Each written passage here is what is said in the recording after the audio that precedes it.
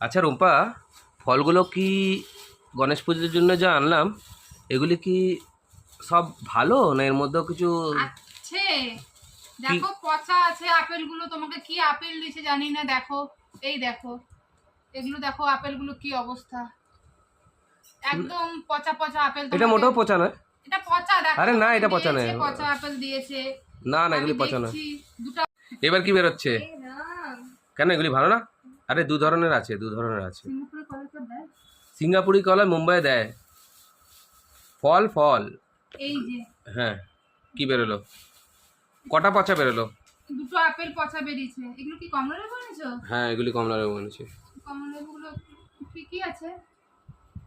কটা ফল হলো বুঝলে? আমি গুনিনি গো, দাঁড়াও।